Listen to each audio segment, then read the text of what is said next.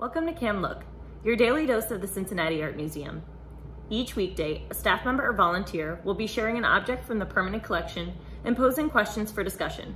Please check back at 10 a.m. every day for a new work and a new conversation.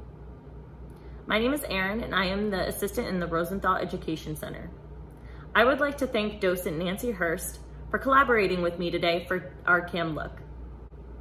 Let's take a look at this 5x7 black and white photo taken in 1908 by Lewis Hine, entitled Radishes, Penny a Bunch, 6th Street Market, Cincinnati, 10 p.m., Saturday. Boys and girls sell all day until 11 p.m. In the left foreground, the semi-profile of perhaps a 12-year-old girl is shown seated behind a produce counter. Her braided hair is tied in a bow at the nape of her neck. She's wearing a striped cotton dress, dark knitted stockings, and one of her worn shoes is missing its laces and has a loose sole. To her left might be her boss, with his dark hat and white shirt visible. Radishes are piled before the girl. To her right, a bushel basket of greens sits atop a barrel. There's a nearby shopper, a brimming basket hung over her arm. The woman's free hand, reaching for produce, was blurred by the click of the camera. A few electric bulbs suspended from long cords overhead provide little light at 10 p.m. The red brick 6th Street Market ran between Elm Street and Central Avenue. Nearly 100 stalls laden with meat, poultry, and dairy products were inside. The produce stand in the photo was one of dozens that ran along the building's exterior. Customers visited frequently and haggled over prices. In 1908, supermarkets didn't exist, and many homes didn't have ice boxes for perishables. The photographer and social reformer Lewis Hine was a college graduate with a degree in sociology.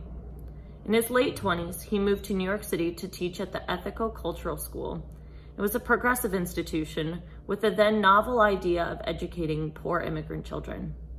Hine was deeply affected by the stories of thousands of destitute immigrants arriving weekly for processing at nearby Ellis Island.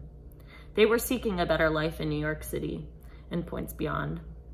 Hine, as a photography enthusiast, decided to use his camera to take hundreds of posed photos of arriving immigrants, treating them with respect and dignity.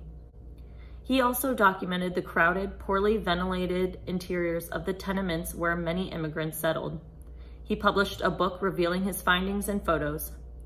Government officials took note, and the National Child Labor Committee hired Hine to travel the East Coast and Midwest to take photos of underage children working in a variety of places.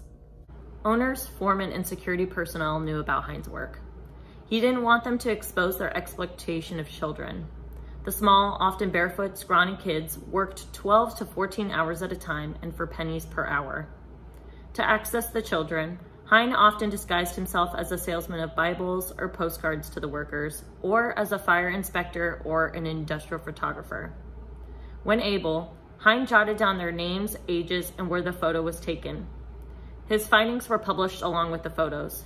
The results created such outrage for the public that it eventually led to the passage of the Fair Labor Standards Act in 1932. Now back to the girl selling radishes. Imagine a conversation with her. What would you like to learn about her life and circumstances? Thank you for joining me today for Cam Look, and check out our YouTube channel for past Cam Look videos, and check back tomorrow for a new work and a new conversation. See you next time.